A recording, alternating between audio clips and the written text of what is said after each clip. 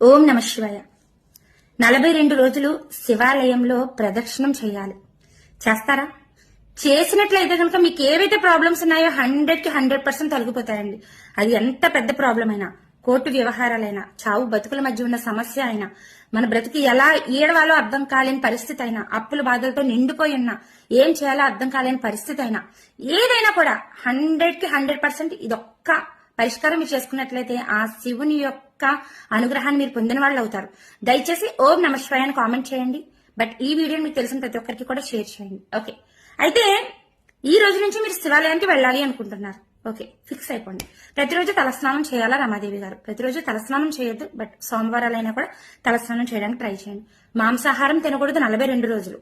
దాంతో పాటుగా మద్యపానం సేవించకూడదు 42 రోజులు. తక్కువగా తినండి, ఎక్కువగా దేవతారాధనలో ఉండండి. ఓం నమ శివాయ అనే పంచాక్షరి మంత్రాన్ని జపించండి. మీకు వీలైనప్పుడల్లా ఆ మంత్రం మనసులో ఉండాలన్నమాట. మాటకు ముందు మాట వెనక ఓం నమ శివాయ మంత్రం రావాలన్నమాట. శివుడిని చాలా దగ్గర చేసుకోండి. శివుడితో మాట్లాడండి. శివయ్య, నీ గురించి నేను 42 రోజులు దీక్ష చేస్తున్నాను, నాకంతా మంచి చెయ్యని అడగండి. సాయంత్రం ప్రదోష వేళలో ఇంట్లో దీపారాధన చేసుకోండి. ఇంట్లో శివుడికి సంబంధించినవి ఏమైనా చదువుకోండి. ఇంట్లోంచి బయటికి వెళ్ళండి, స్నానం చేసి మాత్రమే ఇంట్లోంచి బయటికి వెళ్ళండి. శివాలయానికి వెళ్ళిపోండి డైరెక్ట్ గా. శివాలయం దగ్గర కాళ్ళు కడుక్కొని విభూతి దానం చేసుకోండి. గోపురాన్ని దండం పెట్టుకోండి. 11 ప్రదక్షిణాలు చేయండి.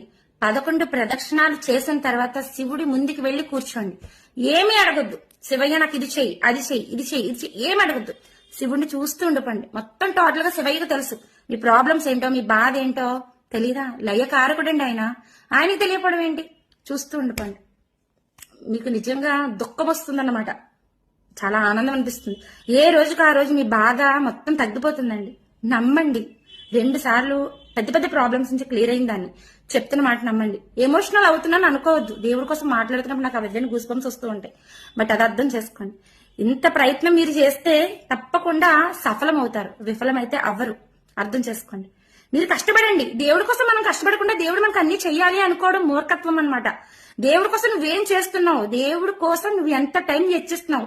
దేవుడి కోసం నువ్వు తెల్లవారుజాములు లేచి దీపారాధన చేస్తున్నావా? దేవుడి నామజపం ఎన్నిసార్లు స్మరిస్తున్నావు? నీకు ఇష్ట దైవమైన దేవుడి గుడికి నువ్వు ఎన్నిసార్లు వెళ్తున్నావు? ఇవన్నీ గుర్తుపెట్టుకోండి. ఫస్ట్ ఆఫ్ ఆల్ ఇవన్నీ మీరు చేస్తే భగవంతుడు ఎందుకు మీ దగ్గరకు రాడు? వస్తాడు. మన పుట్టుక భగవంతుడు ఇచ్చిన భిక్ష.